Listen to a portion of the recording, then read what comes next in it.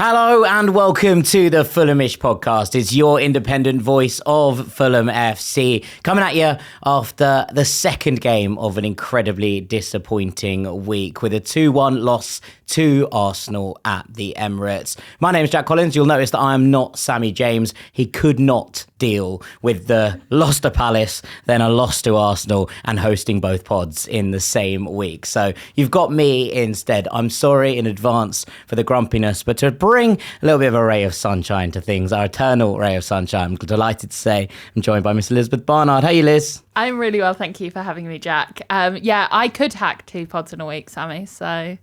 Yeah. Some do, is the phrase I think I would use. Made of stronger stuff, maybe. Exactly. I mean, look, there's obviously a disappointing night at the Emirates. There were potentially some things we can cling on to, some bits of optimism that we'll discuss. But before we get into the game and take a look at it more holistically, should we get some 3-word reviews in? I have some 3-word reviews for you. I've got 4 for you today. So We'll start off with random Fulham stuff. Couldn't be asked, which, feels pretty accurate. Yep. Mike Levy with toothless and tired, which again, it felt like there was definitely some kind of hangover from Saturday in the players, probably also in the stands, although the noise is good. We've got Zach de Botton with Release the Sess, which I'm sure we'll come on to his role last night. And then finishing off with Matt Wall's Purple Saka shite. That's very good. Yeah. The away shirt curse continues. I know it was broken. It was broken, but now it's just back. So off we go again with the away shirts. Look, obviously a disappointing result. Now we've never actually beaten Arsenal at the Emirates. I don't think we've ever beaten Arsenal at whichever ground they were playing in at the time. Interesting. I don't think we beat them at Highbury, and I don't think we beat them at the Emirates. I think it's 26 games now we've played against Arsenal in our history in the league, and we have lost or drawn all of them, which is, I suppose, something in that we can take it and be like, we maybe should have been expecting this. The difference, I suppose, is that in the last few years, it's felt like we've been a real thorn in Arsenal's side, both home and away. We've been able to kind of match them stride for stride in these games. And yesterday, it felt really like there was only going to be one winner. And that, for me, I think is the most disappointing thing, that we didn't see that bounce back from, obviously, what was a very tough weekend. Yeah. My first game actually ever was at the Emirates. I was in the home end with my dad and we lost 4-0. It was just before the Europa League final. I was hooked on Fulham from that day onwards. What I looked at was disappointment. I went, that's for me. We don't get, results there apart from last season's draw, and I think because our record at home in the last couple of seasons has been pretty good against Arsenal, people are starting to feel, maybe we could get something. And Mikel Arteta's side have been showing themselves this season to be really vulnerable, I think, on both a psychological and a tactical level. And I think after the pressure of Saturday, and I mean, we really don't have to talk about it, it was so awful. After the pressure of Saturday, after that low, the expectation was off, and I think I was maybe naively hoping that Fulham could play with a little bit more freedom, but it didn't end up coming to pass. But 2-1 is not a terrible result. It's still the team second in the table, right? It's still a loss, but it was the performance was not good. But I mean, we'll come on to it, but the substitutions changed the game, and from that point onwards we looked a lot stronger. So I mean, at least there are some positives to take from that. Yeah, I mean, one of the things that I've seen sort of criticised at times has been Silva's tactics yesterday and the setup that we used. And I didn't really have a major problem where before the game with us going to a 5 at the back. Now, I don't think it's a system that brings out always the best in us. But in a situation like that, where you know that Arsenal are going to feel the pressure, and you just mentioned it, right? The psychological element of playing against a team who are scrapping desperately to stay in the title race, who know that they have a big Champions League game coming up over 2 legs, and who are therefore trying not to get injured, unsuccessfully, we should probably add. But I think that there is that element of, can you frustrate them? Can you frustrate that fan base? Can you make sure that they don't have good looks at goal? And actually, for the majority of the first half, Silva's tactics worked. Now, he said he was upset with the flat element of the way that Fulham were able to play in transition, the breakaways, the fact we couldn't create anything in the first half. But I don't have an issue necessarily with the idea he set us up in a game to kind of play that way against this Arsenal side. The problem, I think, came that as soon as we conceded, there is then a moment where you go, all right, change it at halftime, because that felt like there was going to be no way back into the game with Fulham playing in that system. And I think that maybe the frustrations around this and the performance come in the idea that we had an opportunity there. Arsenal were not at their best last night. I don't think, any Arsenal fans will sit there and say that was an absolutely comprehensive and brilliant win. There was a scrappy goal, an excellent goal for Bukayo Saka, narrative strikes again. But you kind of look back at it and you think, they were potentially there for the taking at times. And actually, Fulham didn't have enough thrust, I thought, in the second half in terms of being able to drag ourselves back into the game. You said the substitutions there. The last 10 minutes of that game, once the shape changed, Fulham created chance after chance. And I think if you look at it from an XG perspective, and it's not everything, but I think Fulham moved from almost 0.0 to about 0.8 in the space of 10 minutes. And you just kind of think, what if? Yeah, the 3 moments where I thought I was getting close to celebrating, obviously there was the Rodrigo Muniz header wide, which we're going to have to talk about that later. So frustrating. And then the goal, and then right at the end there was also a relatively good chance, and those were all after the substitutions. The 5 at the back, pros and cons. Obviously I know we have had very successful games this season with the 5 at the back, so I wouldn't totally deride it, but the way it stifles us in an attacking sense, as soon as we go 1 goal down, you have to be changing it. And I thought that the substitutions, when they did come, they were excellent, but they came far too late. And I also just wanted to make a point about the personnel in the 5.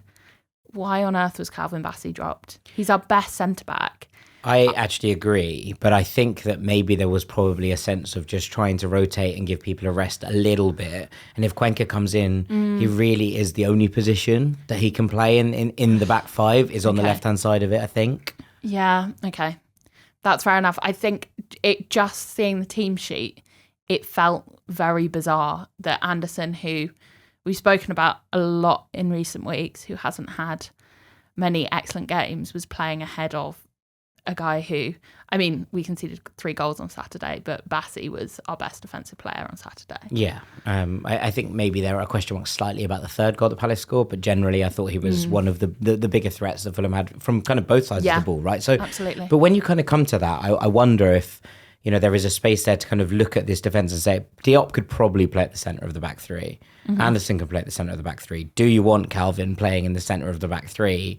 If he's going to maraud out of defence, which he likes to do. Yeah. And then you kind of come to that question of, okay, if only one player can play on the right, have we actually maybe just unbalanced the defence a little bit? Maybe Silva wasn't planning on a back 3. Maybe with Castagna and Tete there, one of those would be able to slot in. We've seen Kenny Tete play there before. So it's not, maybe it's just one of those things where the personnel available to Marco, I'm trying to find him some get out clauses because I too was baffled by it. But having watched it, I wondered if that was the situation that Cuenca could only really play on the left-hand side of it. And that's why Anderson played. And also, Bassey obviously played 90 minutes twice for Nigeria. Yeah, that's right. During the international break. Maybe that was just in consideration as well with Liverpool coming up at the weekend. Yeah, but again, and I get it, but I feel like it will, and we'll come on to Liverpool, but Arsenal would easier to get at, even though it was an away game in this game, than Liverpool will be at the weekend. Having said this, we'll go and do something wonderful against Liverpool at home. All my dreams never quite as they seem, as Dolores O'Riordan said once. So exactly. Yeah, look, I think that maybe my biggest gripe with it before the game started, I actually think that in the first half it worked quite well. We stifled Arsenal. My biggest gripe with it when the game started was that I could see that Mikel Merino was playing up front. And I was like, are we playing 3 centre-backs to deal with a centre midfielder playing up top? That was the kind of immediate, but then he went and scored. So of course. It's so typical. In the pub beforehand, everyone was like, they've got Mikel Merino up top, we're getting something. lo and behold. I mean, look, obviously we could talk about the game till the cows come home, but Yeah. let's hear what the away end was like. Was there a good vibe about it? I'm trying to scramble for positives amongst all of this. How did that feel? It was a great away end, actually. It was in really good voice. I love a London away. A London midweek away is just the dream as well. As long as it's not West Ham. As long as it's not West Ham, but actually, like, West Ham is a terrible away day as soon as you enter the stadium, but the rest of it I love. It was a really, really good away end, and a really nice moment because Louis Beau was on the back of the away end, and was just being like an absolute gentleman and delight. And so many people went up to him, said things. He was being so kind. I said something to him, and he, was very, very lovely. And it felt really like that experience, it felt really proper Fulham, and the singing was great. And there was a point about 75 minutes in, it was after Saka had scored, when we started up the chant against Arsenal, the, second again, Lele. And then I realised, I was like, we can hurt them way more than they can hurt us. And that felt pretty special as well. So it was a great day out. It's so hard when you have like a nice time away and with your friends, and then you're like, we did lose, I guess. But yeah, it was a good day out. Good. I mean, let's come on to the second half. Things changed a little bit. Obviously, the game opened up a little more, which I wasn't necessarily expecting, but perhaps Gabriel's injury probably contributed to that a little bit. Fulham started to create a little bit in a kind of strange way, in that nothing felt clear cut. Yeah. There was obviously the Raul one at the back post, which is snaffled away, and actually without some excellent defending from Huddersfield, it probably falls to Emil Smith-Rowe, who undoubtedly would have turned around and kicked it the other way. But when you kind of look at it generally, there's that moment where Adama streams in behind and he's sort of stuck between the cross and the shot. I think he's been given a bit of stick for this. I'm not sure the pass is on. I think he's trying to basically angle it as best he can. I don't think that he can get it back across goal the same way.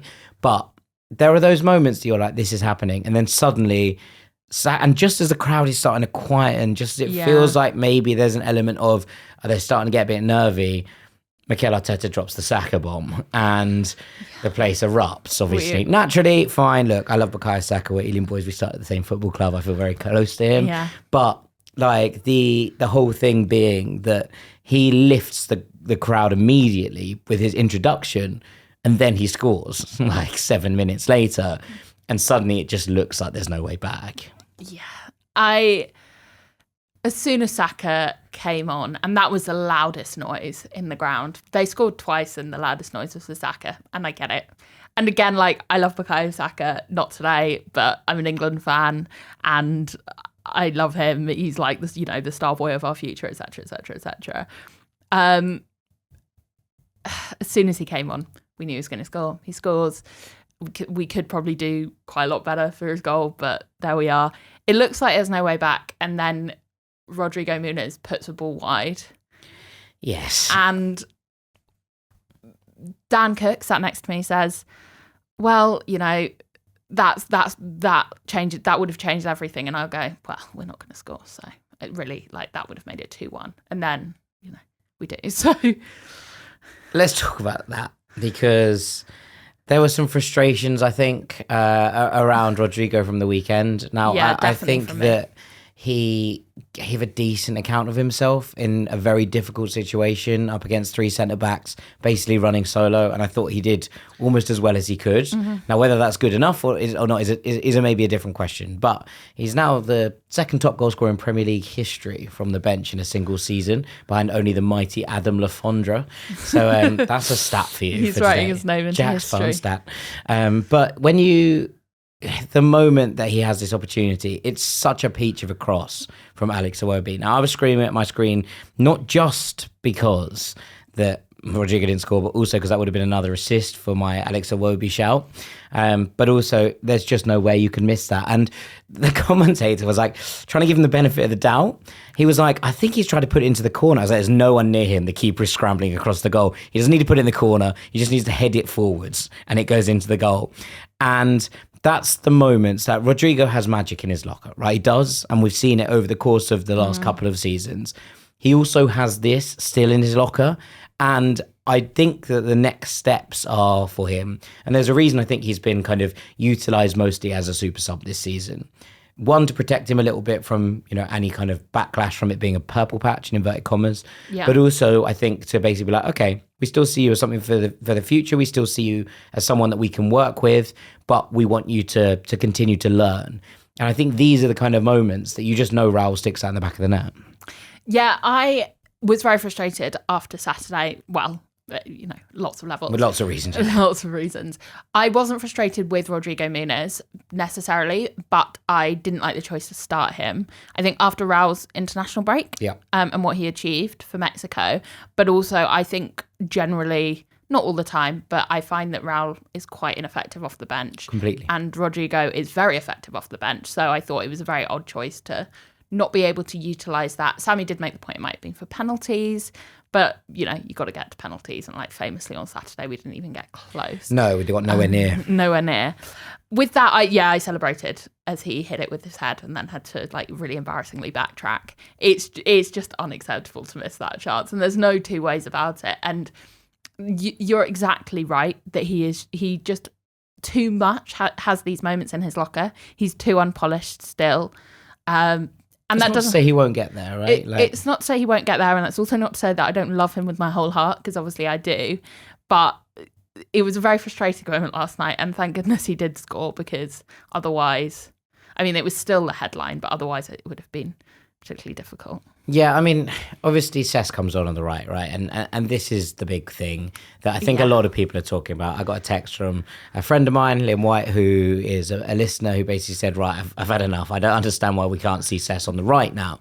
And I think it's sort of like, can we just see Sess somewhere at this point? Now, there are question marks. I quite like him on the right because he checks onto his left foot in that area. And I think that that's something that Fulham lack at the moment in terms of beating those balls into the box. And especially with Muniz in there, having someone who can deliver the ball into the box. Iwobi and Sess, I think, feels like the kind of Reiss, pairing to have in there at the moment and to kind of take a look at maybe getting those balls into there. Now, that becomes questionable, I suppose, if you're saying, well, why do we start? If we're not starting Muniz, then why would you start Sess if you're putting it in this situation? Yeah. But I think there is joy to be had here. And in a period where we're really struggling to create in certain environments, I think that the time has now come where Sess has made enough of an impact off the bench in a couple of appearances that it feels like the groundswell of support for him to start is starting to become unbearable. Yeah, well, unbearable's word for it. No, not from our perspective, but maybe from a Fulham, from Marco's perspective. Yeah. I love Ryan Sessegnon. As you know, he's my favourite player in the narrative of it. And when he came back to Fulham, I've been saying for ages, not necessarily as a joke, but emotionally, I've wanted him to play loads more and all of that. That's how it felt in my heart. But now I actually just see no good footballing reason that he shouldn't be playing more. When he is on the pitch, he is always our most creative player. And yesterday, the game changed when he came on. And on the right, he was great. He's been great when he's featured there. I just don't see any reason that he shouldn't be playing, especially in these games when we are struggling to look like we can create anything. Yeah, it just really, really baffles me that he's not playing more. And I think it will come for what it's worth.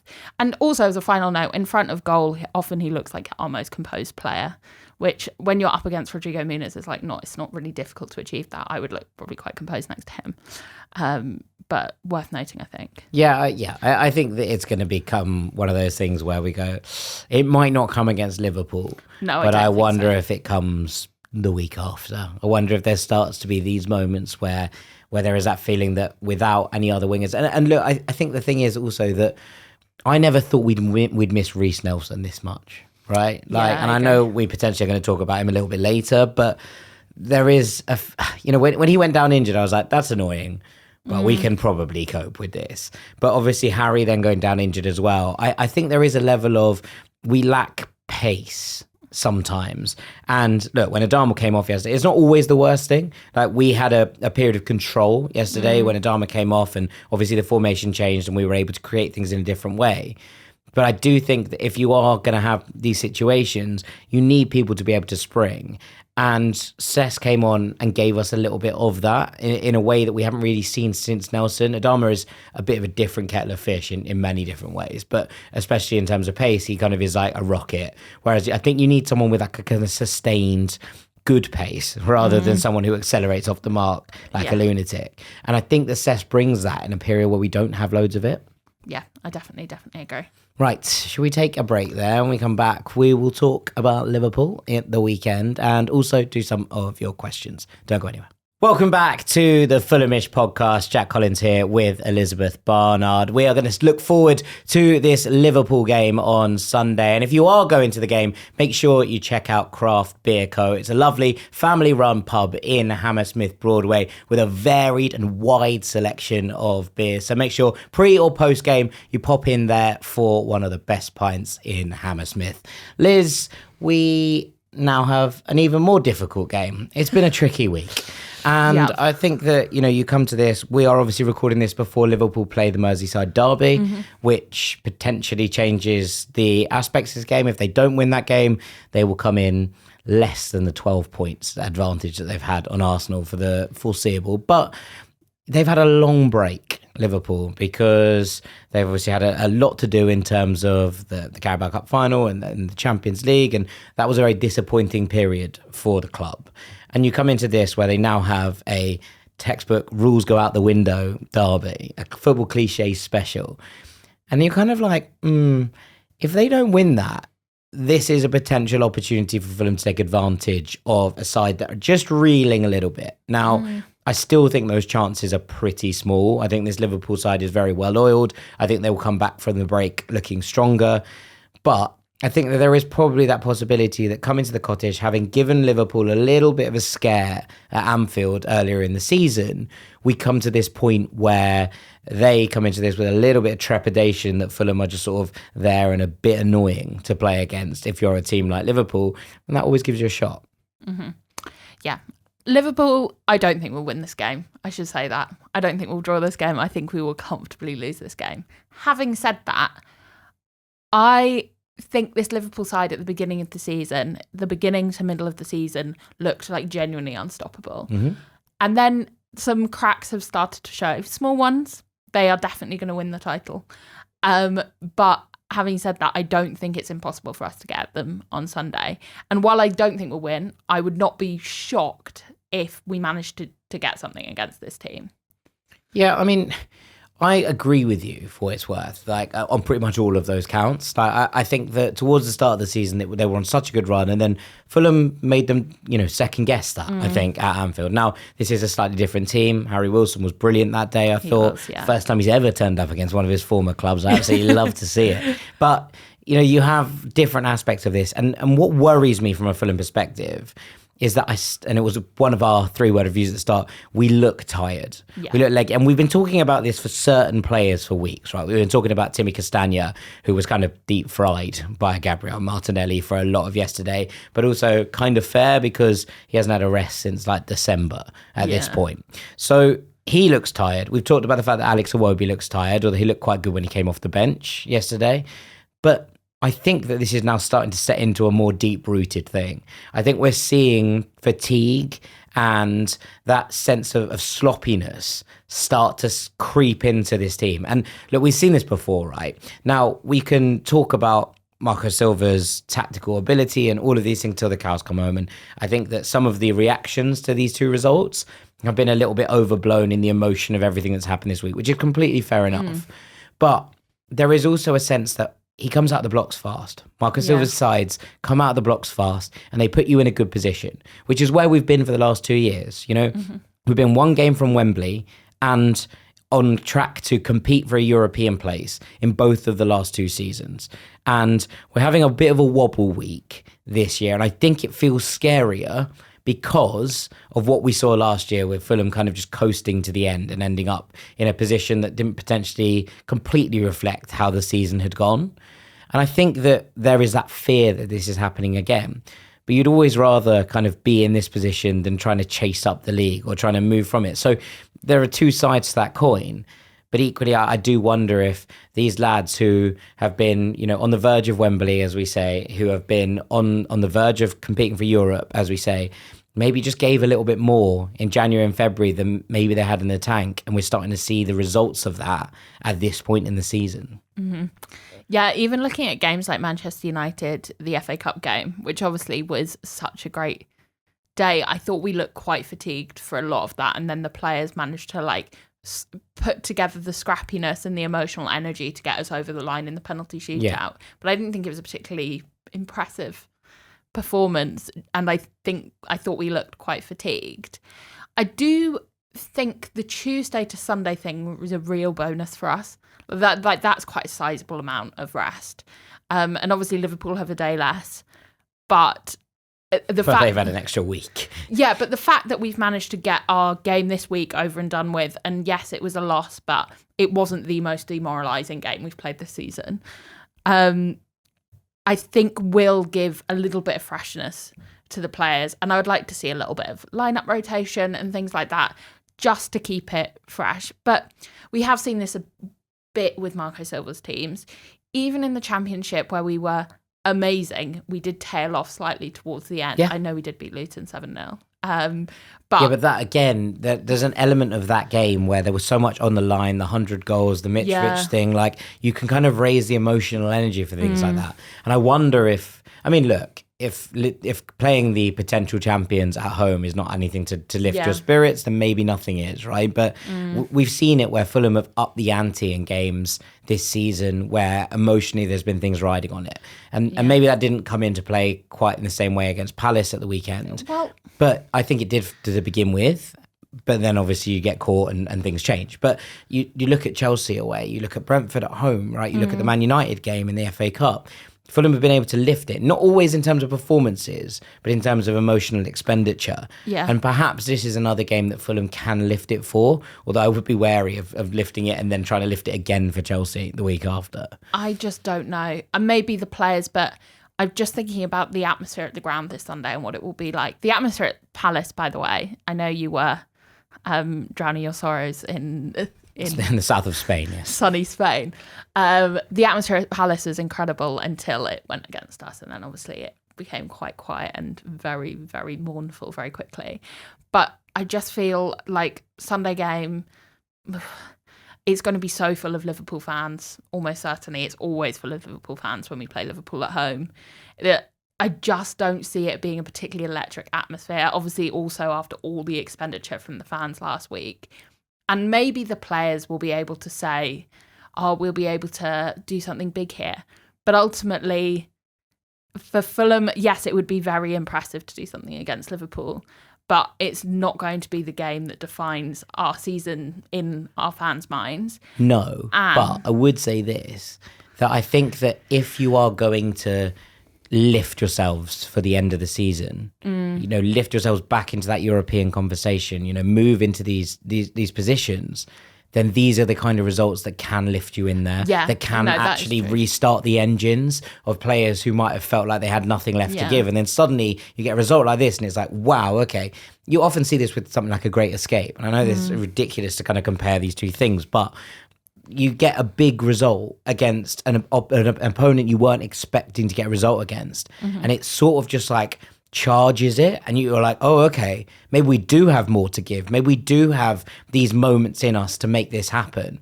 And I wonder if there would be a sense about this game that this could be a catalyst to kind of move on. I think having the Palace game at the weekend and obviously being frustrated and the players, the levels of frustration would have been through the roof, right? Yeah. And then Marco Silva was saying yesterday he didn't think there was a hangover. I did, to be honest. I think there was definitely an emotional hangover. But also, as you say, there is a break now. You go back to the cottage. You have a team who are running away with the league title. There is an opportunity there in some ways to be like, let's do it. Let's get back to where we were. Let's raise our game to the level we know we can have it, because we haven't been at it for, 90 plus 70, 160 minutes of on-field action now. And I think that when you kind of reset, I don't think there was enough time to reset between Palace and Arsenal. 100% not. Yeah. And especially with it being away, and then Arsenal being able to ride their own emotional wave about different things, there's a kind of difference there to this feeling like potentially a place that Fulham could activate that. Now, again, I'm with you. I think it would be very difficult to get out of this with anything. But if Fulham were going to raise their game again, as we've seen them do on numerous occasions this season, there have been those games where we thought we were getting absolutely nothing, have been the games where Fulham have kind of surprised us and really kind of upped the ante. Maybe this is another opportunity to do that. Yeah, and if we do get something from this game, even if it's a scrappy draw, the way it sets us up for the next few, following this, we got Bournemouth and Chelsea. The emotional high that this team would be able to ride after getting something into those games. Bournemouth, who we got a bad record against, but also just a very good team. They're also absolutely knackered. They're knackered. Like, they're shot. And if we're able to go into that full of high spirits, maybe get something in the vitality, and then come back and take on Chelsea in a game that, like, even though the players, apart from Sessegnon, aren't Fulham fans, they will know what these games mean. They knew it with Chelsea away. They knew it with Brentford. And they knew... Half of them are ex-Arsenal. They hate Chelsea anyway. But they know what it means to deliver that for the fans and to write yourself into Fulham folklore like that. So if we do get something, I think it could set us up. But equally, if we don't get something, I don't think it means that those games are also jeopardised. I think a performance, not necessarily a result. Like, if Fulham give a good account of themselves here, I know that sounds ridiculous. Like, obviously, it's about points, it's about results. But like, if Fulham give a good account of themselves, raise the performance levels from what we've seen in recent weeks, or in the recent week, to actually be able to do that. And look, come back with a performance a la that against Tottenham, or a la that against Nottingham Forest, which we saw before the international break, which is the best I've seen Fulham play all season long. Like, if you can raise it to that level, yes, that might not be enough against this Liverpool side. If they are at top draw, they're at top volume, they're almost impossible to stop. But if you raise your level to that point, that gives you something to kind of move towards. And I think that would be something that Marcus Silva will demand, but also that would kind of rejuvenate the fan base after what has been a really tough couple of days. And obviously we've seen some quite like extraordinary takes. But like, I can completely understand that. I can completely understand this kind of sense of like immediate disillusionment. Now, whether it's right or wrong is not the point here. Like, I can understand why people feel emotionally drained by what we've seen in the last couple of days, because there was such an opportunity. Yes, Palace were, executed to perfection. I'm not trying to take away from them whatsoever, because they saw that game. Glasner got it spot on. Silva got it wrong. And ultimately, they did exactly what they came to do. And that's fine.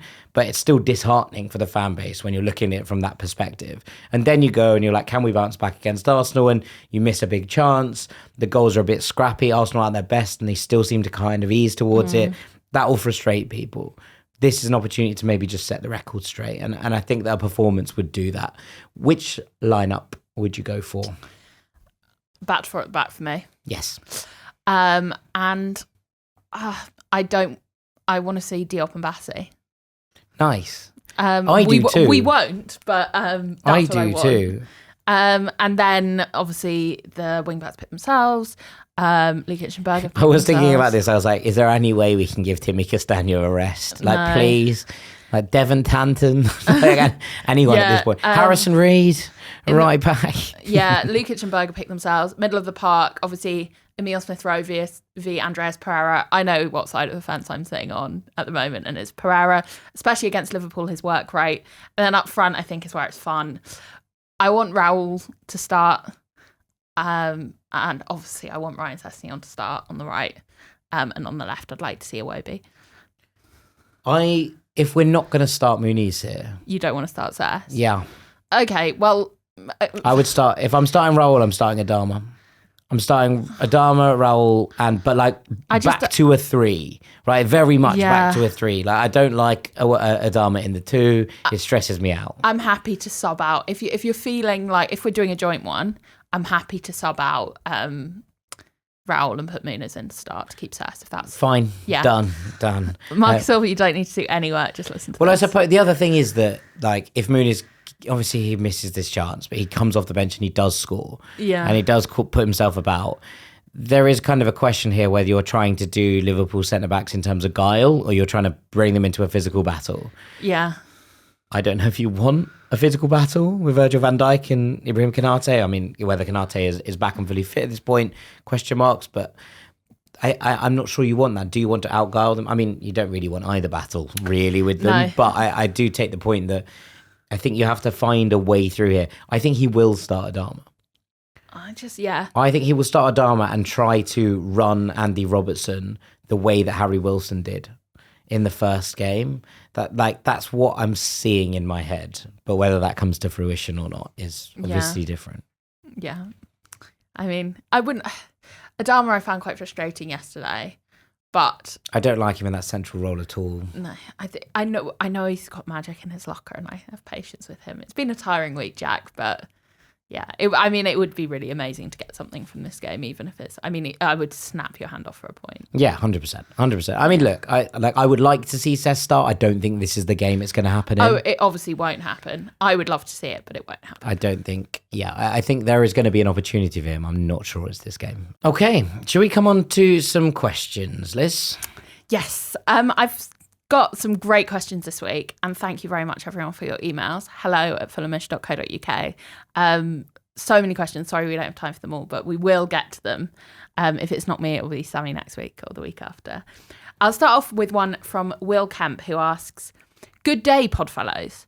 Why have we kept hold of Nelson and not terminated his loan if he is out for the rest of the season? Is there a financial benefit to keeping him, or can we read into this that we may be trying to sign him? Thanks for the podcast. Keep up the perfectly adequate work." Brackets, I'm trying to keep you all grounded. Kind regards, Will Kemp. Thank you, Will. You are keeping us grounded indeed. I think the only thing it can be is that we are looking at signing him permanently in the summer. Okay. It doesn't really make any sense, especially considering it happened in the kind of vestige of a transfer window where we could have potentially opened up a loan spot. Like, it doesn't really make any sense whatsoever to... I know they thought he was going to be back in March, and then it obviously it aggravated it, but there's no good footballing reason or financial reason as far as I'm concerned. If a player gets injured on loan, it's not the responsibility of the loan club to deal with that. And also, without being funny, a lot of the time, if the loan club are a bigger club, they will want them back to do their own medical work because obviously they tend to have bigger medical teams and medical staff. And we saw the Arsenal medical staff on a lot of screens yesterday for various reasons. But I think the fact that he has stayed, and the fact that, of all reports I've heard, that he has stayed around at the club and seen, that suggests that we are going to not activate the option, because I don't believe there is an option included, but there might have been terms agreed between the clubs ahead of the season that would have been left in the background. So it's the only reason I can think of that would make sense for him to have remained at Malspa. That is interesting, actually, because I was thinking maybe the opposite of clubs would want their injured players to stay out on loan because they don't have to pay their wages, right?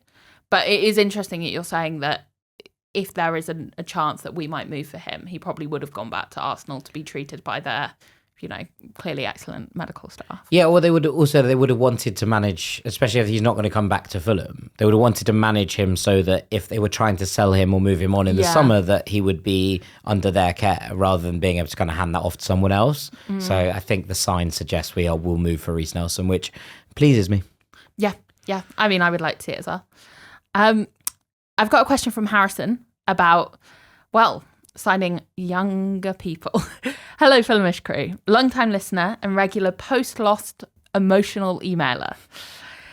This question is tangentially related to the Palace loss. Watching Eze really made me want to see Fulham gamble a bit more on young, raw attacking talent, like Palace has in the past with guys like Eze and Elise. And I'm not talking about ESR or Reiss Nelson, who came from bigger clubs. I am talking more about young, raw attacking talent that are maybe down in the Championship or in a second tier somewhere else in Europe. I know Marco is a master at reviving careers, but I want to get excited about a tricky young winger who is 19 or 20. What do you all think? Is this easier said than done, or should the club take more calculated risks on potential up-and-comers? Best wishes from Harrison in Santa Barbara, CA. Nice. All the way from California. I think that Harrison is pretty much spot on, and I think I also have the player. Go on, tell me about it. Deportivo La Coruña's Jeremiah Hernandez, who I absolutely adore. I went to see earlier in the season when I was wandering around Galicia looking at football games, and I love him. I'm absolutely obsessed. He's 21 and has pretty much only really played in the second tier for Deportivo. They are mid-table, not quite struggling, but nowhere near the playoffs, and he has been the best player on the park every time I've watched them. He is a Spain youth international, very, very raw, very quick, and I think that that's the kind of player that Fulham should be engaging. Now, since this has happened, there have been reports that the other teams are potentially already looking, that Brentford are in the market, which made me think that I was on the right track in terms of potential players who might be moving up. So I started making a list earlier this week about players that I would like to see Fulham move for. And so far on it, Jeremiah Hernandez is top of this list. Second in the list is someone slightly different in that I think we need a little bit more attacking threat from our centre midfielders. I wondered if Bologna don't make the Champions League, if we could make a move to bring Lewis Ferguson back to the UK, who is a wonderful footballer. But Alberto Moleiro, who is at Las Palmas, really, really talented young player who is in a relegation battle in La Liga at the moment. Tricky, can play on wide. I think could potentially be a number 8 as well at points, although he's quite small for that profile. There's Enzo Balanchea, who's on loan from Aston Villa at Valencia at the moment, but has really come into this, and I think Villa will flip for a PSR profit because they basically got him for free as part of the Douglas Luiz deal. Diego Lopez also at Valencia, who I really like, very young, very, very exciting. And Thiago Santos at right back at Lille, who I'm a big fan of, and has really started to explode onto the scene recently. And then Javi Puado, who is out of contract and a little bit older, who is the Espanyol captain, but can play across the front line. So lots of different kind of players here, but I think that I was thinking on the same lines as Harrison. Now, there are some more experienced heads in there because I was trying to work out exactly what Marco would maybe go for. But I do think that someone like a Jeremiah or someone like a Thiago Santos at Lille would be really, really good additions to help fill out a squad and provide a little bit of, that kind of chaos catalyst when games look like they're really difficult to break down. I haven't watched as much Championship this year, but I'm sure there are plenty of gems knocking around. I saw that Brighton have just confirmed a move for Tommy Watson from Sunderland, who is one of those players who really does feel like he's starting to move in the right directions. I think 17 appearances or so. So that's a very Brighton signing. But I do think that Fulham should be probably having a look in these markets early doors because we brought through young talents in the Championship, right? In terms of Fabio, in terms of Harvey Elliott, in terms of Ryan Sessegnon. And they have had obviously varying degrees of success, but there is clearly an element there you're looking at and thinking, well, okay, yes, there is. Maybe we don't want to be blocking pathways for the players like Josh King and Seth Ridgen and the like, but there is also clearly talent in those divisions because we've seen it firsthand. And I think that's important to note that it's not like we've not been in the Championship. We're not sure what the quality is like or what the step will be. We've seen it for ourselves. I love that you have organically an iPhone notes bit on your phone with just players that you would love to see move to Fulham. Yeah, like 100%. That's a big Jack Collins I've just move. started as well. Like this is quite new. Like I had Jeremiah top for a while because I've really liked him when I've seen him this season. But there are a few there that I've started to, when I go to games, I'm walking around being like, just nail that one onto the list there.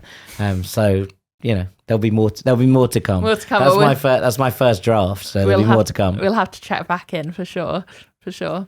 This next one's from Brian Lake about the FA Cup loss. Hello. So I asked this question knowing that for many of us it's emotionally too soon to ask after the result v Palace in the FA Cup, but I'm going to ask anyway. So I apologise in advance for the pain that I cause. Good start.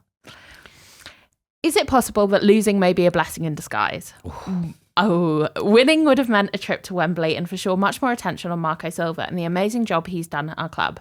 He is the one I fear losing more than anyone this summer, and I have to believe a win in a semi-final or cup final would have only increased the offers that will surely come in from an interested club. By advancing further than we did in the past by beating Man U at Old Trafford, but not beating Palace, I think it's enough to keep him motivated for wanting more with us. But maybe it will keep the Wolves at bay from coming in for what I feel is maybe the best manager we've ever had at Fulham.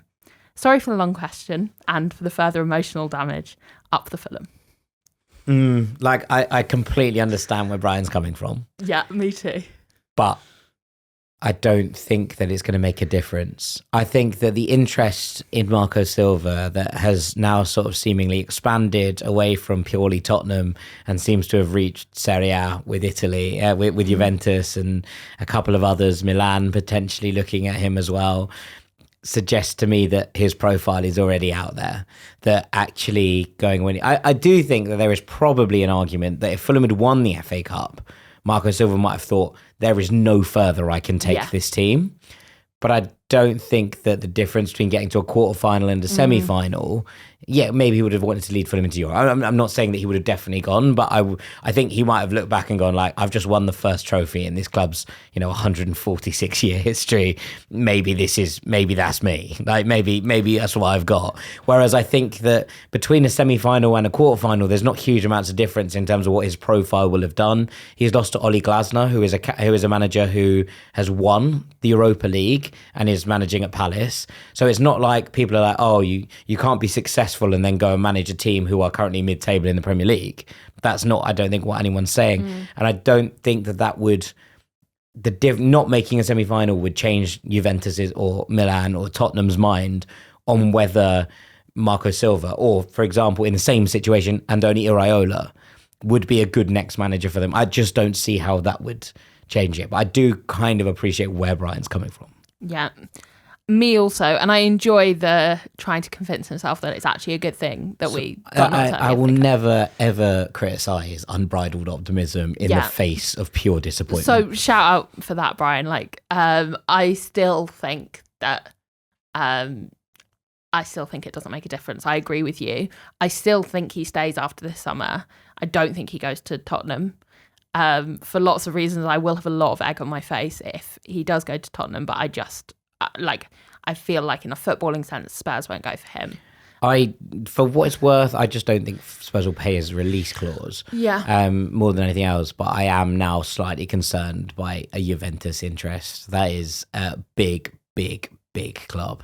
Yes, I don't know as much about the Juventus managerial situation as you do. You'll be shocked to know, but I just put in an interim till the end of the season. That scares me to death. I think he loves managing in the Premier League. I think he does too, but I wonder if, and I do think that if there was I don't know, let me just say a Villarreal, for example, right, who came in for him, I think he'd be like, no, I'd rather stay in the Premier League than managing, challenge for Europe in La Liga.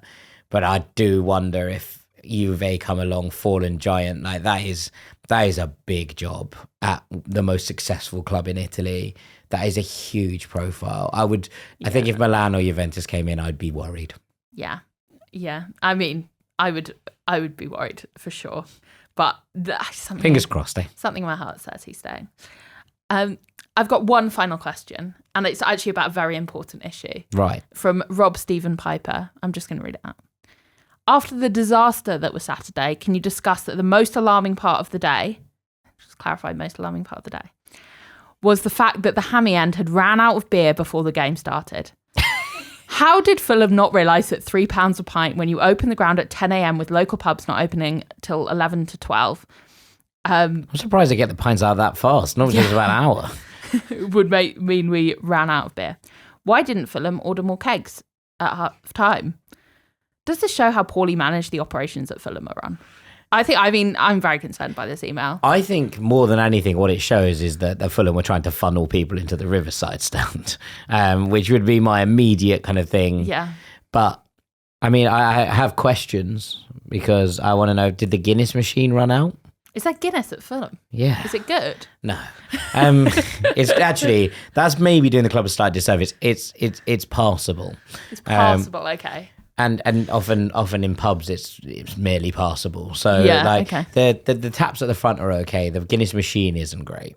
But I'm intrigued because I don't know. I've never really had a lager at Fulham. I never really drink lager. I'm a lager drinker. And I've had a few lagers at Fulham, and I had the heady days of when it was £1 a pint before 2 p.m. at the beginning of the season. Those were happy days for me. But now they've put their prices up to £3 per pint. So it's still decent value. Yeah, it is. To be honest, this is a concern. I mean, look, if we didn't, it's not news that they don't care about the Hammersmith end, right? Like, the amount of badgering it took to actually get extra stairs so that it wasn't a public safety risk. The fact that the toilets haven't been addressed, the fact that there is nowhere to stand, the fact that you get barred off from the edge of the Riverside stand, all of it suggests they're like, wow, you lot do what you want, right? But I am surprised that they didn't think they could make more profit by having more beers. That for me is the biggest shock of it all. Yeah, absolutely. Well, those are all the questions I think we got time for today, but just know there'll be some corkers next week, so tune back in. Okay, all right. I look forward to it. And that will probably do us then, Liz, for today. All that's left for you to do is to name this podcast. It is left for me to name the podcast. I think sometimes it's just good to go simple. So I am going to go for, and I'm sorry, I've closed the tab and I can't remember who sent it in. Can't be asked. I think, given the way that today has gone, it's probably for the best, right? But hey, we got to take the rough with the smooth. Ultimately, Fulham's still in a good spot. If you'd offered me mid-table before the season started, having lost JP, I would have probably said, fair enough. Like, that's a pretty good going. Now, it's obviously the hope and the expectation that kill you, but equally, there is hope yet that it can spring anew and that Fulham can jump back on this European charge with potentially a result against the champions to be. All that's left for me to do is say thank you very much to Elizabeth Barnard. Thank you for having me, Jack. Always a pleasure. I've been Jack Collins. This has been the Fulhamish podcast. Thank you so much for listening. The gang will be back after that game against Liverpool on Sunday in order to look back at our game against the Reds. But from us and for now, thank you so much for listening and we'll see you very soon. You whites. You whites.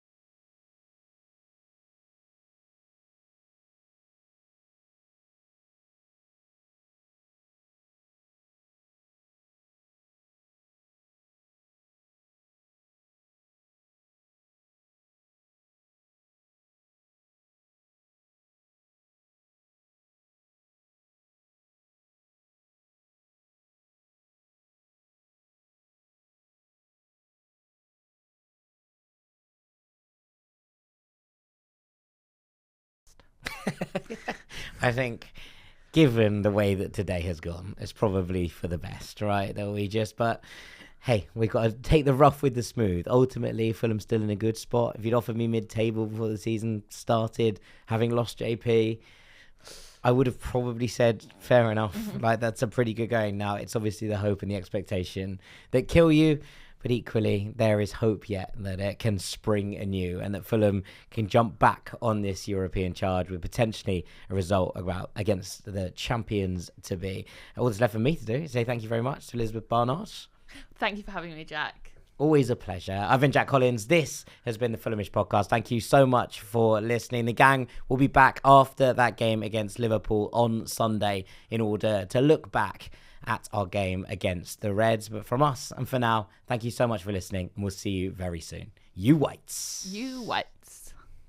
Nice. It's random Fulham stuff. Yeah. Do you think I styled it out? I think it's fine. Yeah. Okay. I just could remember, so if you wanted to say it, you could. I don't think you even need to put in the bit where I close the tab. Just be like, sorry. Do you want me to do it? No, it's fine. Okay. I mean,